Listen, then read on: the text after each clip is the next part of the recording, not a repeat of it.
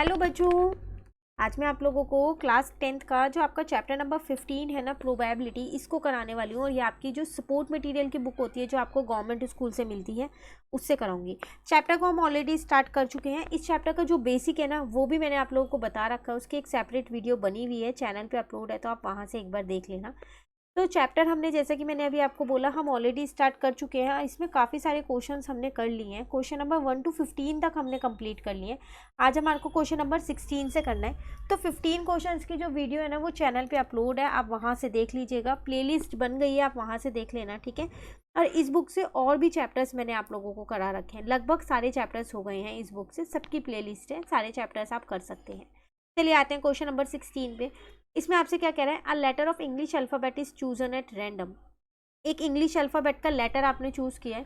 Determine the probability that the chosen letter is a consonant. कह रहा है अब ये बताओ कि उसकी प्रोबेबिलिटी बताओ कि जो आपने लेटर चूज किया ना वो कॉन्स्टोनेंट है। तो आपको पता है जो इंग्लिश के अल्फ़ाबेट होते हैं वो दो पार्ट्स में बटे हुए हैं, एक वोवल और एक कॉन्स्टोनेंट। तो अगर मैं वोवल्स की यहाँ पर बात करूँ तो वो मेरे पास होते हैं ए, ई, आई, ओ, यू। क्योंकि कॉन्स्टोनेंट सारे लिखने पॉसिबल नहीं है, वो लेंदी हो जाएगा प्रोसेस। तो ऐसा करते हैं, वोवल्स लिख देते हैं और टोटल में से वोवल्स को ही माइनस कर देते हैं, तो कॉन्स्टोनेंट ही बचेंगे। तो मेरा फेवरेबल आउटकम आ जाएगा, है ना। और सीबीएसई में आया हुआ क्वेश्चन है ये। तो चलिए देखते हैं इसको कैसे करेंगे। तो अगर अल्फ़ाबेट हम देखें तो 26 होते हैं, ठीक है। वोवल्स उसमें से 1 2 3 4 5 निकाल दो तो 21 कॉन्स्टोनेंट बचे, ठीक है ना। तो यहाँ पर लिखते हैं इस क्वेश्चन को। क्वेश्चन नंबर 16 हमारे पास है। तो टोटल लेटर्स मेरे पास कितने होते हैं, वो होते हैं मेरे पास 26, ठीक है। और टोटल कॉन्स्टोनेंट की अगर मैं यहाँ बात करूँ तो टोटल कॉन्स्टोनेंट मेरे पास कितने होते हैं, 21। मैंने इसमें से वोवल्स हटा दिए। अब प्रोबेबिलिटी मुझे किसकी बतानी है, कॉन्स्टोनेंट की बतानी है। तो फेवरेबल आउटकम है 21 और टोटल आउटकम है 26। ये दोनों एक टेबल में नहीं आते, ना, तो आप इसे यहीं छोड़ सकते हो, यही आपका आंसर है, ठीक है। चलिए क्वेश्चन नंबर 17 पे आते हैं। इसमें आपसे क्या कह रहे हैं, if the probability of winning a game is 0.07, what is the probability of losing it. कह रहा है अगर एक गेम को जीतने की प्रोबेबिलिटी आपको दे रखी है तो बताओ उसको हारने की प्रोबेबिलिटी क्या होगी।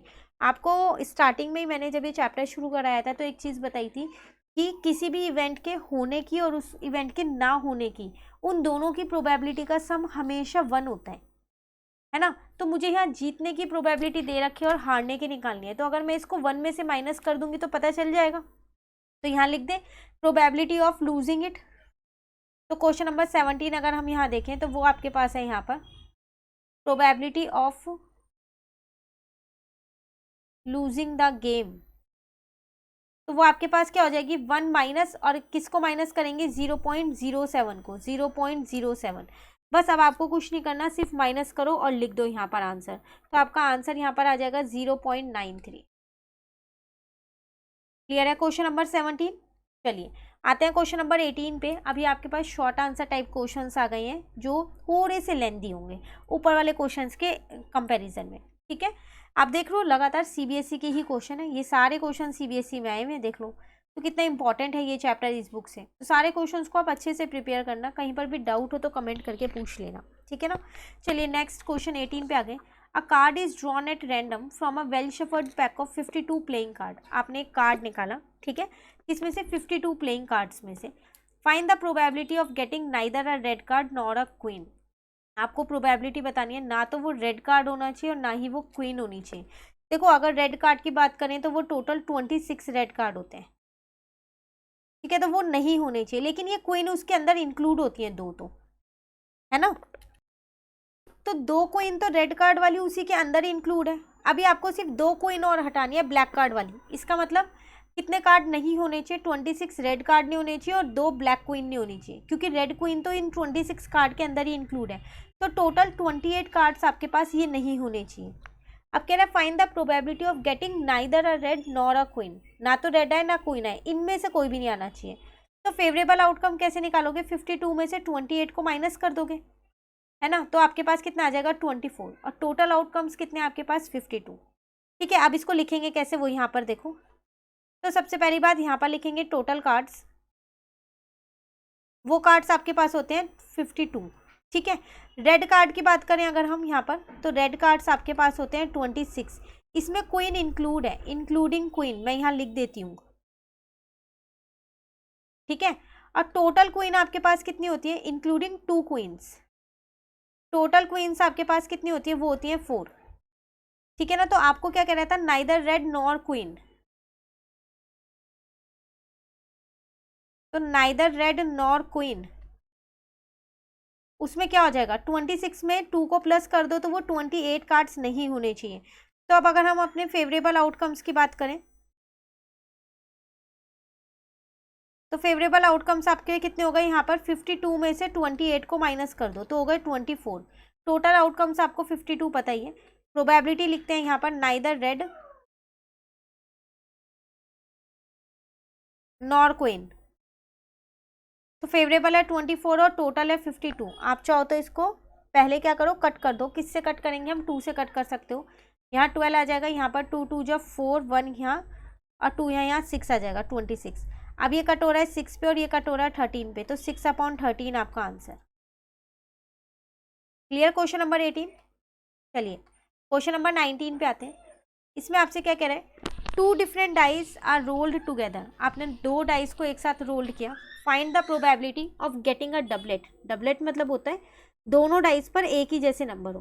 तो सबसे पहली बात तो जो आपने 2 डाइस को रोल किया है ना, उसके आउटकम्स हम यहाँ लिखो। तो उसके आउटकम्स मैंने आपको लास्ट क्लास में भी बताया था कि कैसे लिखने हैं, 1 1 1 2 1 3 1 4 1 5 और 1 6, ठीक है। और यहाँ पर आ जाएगा आपके पास 2 1, उसके बाद आ जाएगा 2 2, फिर आ जाएगा 2 3, फिर आएगा 2 4, फिर 2 5 और 2 6, ठीक है। फिर यहाँ पर आ जाएगा 3 1 3 2 3 3 3 4 3 5 और 3 6। उसी तरीके से यहाँ आ जाएगा 4 1 4 2 4 3 4 4 4 5 4 6। फिर आपके पास आ जाएगा 5 1 5 2 5 3। ऐसे करते करते पहले आप यहाँ पर सारे आउटकम्स लिख लो, 5 4 5 5 5 6, फिर आ जाएगा 6 1 6 2 6 3 6 4 6 5 और 6 6। अब अगर हम बात करें अपने डबलेट की, यहाँ पर डबलेट मतलब अभी मैंने आपको बताया था जब दोनों नंबर एक जैसे हों डाइस के ऊपर, उन्हें बोलते हैं ना डबलेट। तो अगर आप यहाँ पर अपना देखें तो दोनों नंबर कौन कौन से हैं जो सेम है, तो यहाँ पर सर्कल कर लेते हैं उनको। एक तो 6 6 है, 5 5 है, 4 4 है, 3 3 है, 2 2 है और 1 1 है। तो प्रोबेबिलिटी आपको बतानी थी यहाँ पर किसकी, डबलेट की, ऑफ गेटिंग अ डबलेट। तो यहाँ लिख लेते हैं ऑफ गेटिंग आ डबलेट। तो फेवरेबल आउटकम आप हैं 1 2 3 4 5 6 हैं, टोटल आउटकम्स होते हैं 36। काउंट कर लो ये सबको, तो आपका आंसर आ जाएगा 1/6, ठीक है। नेक्स्ट में आपसे कह रहे हैं of getting a sum of 10 of the numbers on the 2 dice, मतलब दोनों डाइस पे जो सम होना वो 10 होना चाहिए। तो 10 मतलब प्लस करके देखना पड़ेगा ना इस केस में तो हमें। तो 10 मेरा जैसे यहाँ पर 6 2 12 हो रहा है, 2 5 2 + 5 7 हो गया, 6 + 2 8 हो गया, ये भी नहीं होगा। यहाँ पर 3 + 6 9 हो गया, ये भी नहीं होगा। एक ये रहा 10 वाला नंबर, एक ये आपके पास 10 वाला नंबर है और एक ये है 10 वाला नंबर, क्योंकि वो आपसे कह रहा है सिर्फ सम 10 ही होना चाहिए, ना उससे ज़्यादा ना उससे कम। तो प्रोबेबिलिटी बतानी है ऑफ गेटिंग अ सम 10, तो कितना होगा, 3 है और टोटल है 36, तो आपका आंसर आ जाएगा यहाँ पर 1/12। क्लियर है यहाँ तक। चलिए नेक्स्ट आते हैं क्वेश्चन नंबर 20 पे। इसमें आपसे क्या कह रहे हैं, a box contain 12 balls of which some are red in colour, if 6 more balls are put in the box, a ball is drawn at random, the probability of drawing a red ball doubles that what it was before, find the number of red balls in the box. कह रहे हैं एक box में ना 12 balls हैं, जिसमें से कुछ जो है वो रेड बॉल्स थी। अब आपने उसमें 6 बॉल और डाल दी रेड, लेकिन आपको उन 12 में से नहीं पता कि कितनी बॉल रेड थी। पर बाद वाली आपको पता है, आपने जो 6 बॉल डाली हैं वो रेड डाली हैं। अब आपने उसमें से एक बॉल को रैंडमली निकाल लिया। अब वो आपसे कह रहा है जो प्रोबेबिलिटी है ना, जो आपने बॉल निकाली है वो डबल है जो पहले थी प्रोबेबिलिटी, बॉल को डालने से पहले जो थी उसकी डबल है। तो अब आपको पता नहीं है कि उस बॉक्स के अंदर रेड बॉल है कितनी। क्वेश्चन क्लियर हो गया। तो अगर इसमें मैं लेट कर लूँ नंबर ऑफ रेड बॉल्स जो है वो मेरे पास x है, ठीक है। तो यहाँ लिख लेते हैं पहले लेट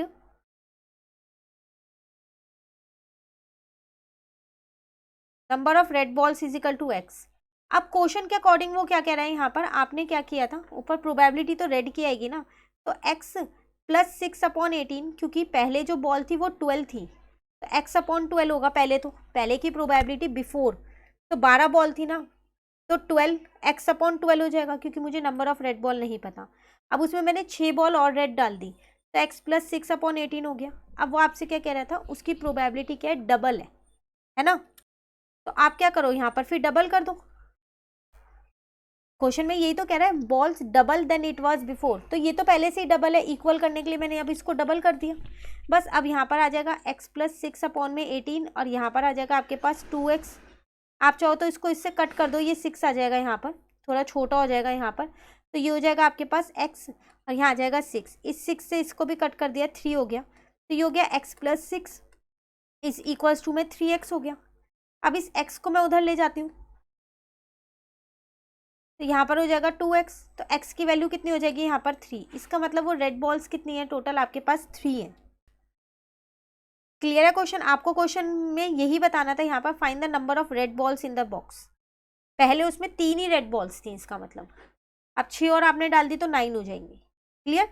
तो आज हमने क्वेश्चन नंबर 16 to 20 कंप्लीट कर लिए। आगे के क्वेश्चंस में आपको नेक्स्ट क्लास में कराऊंगी।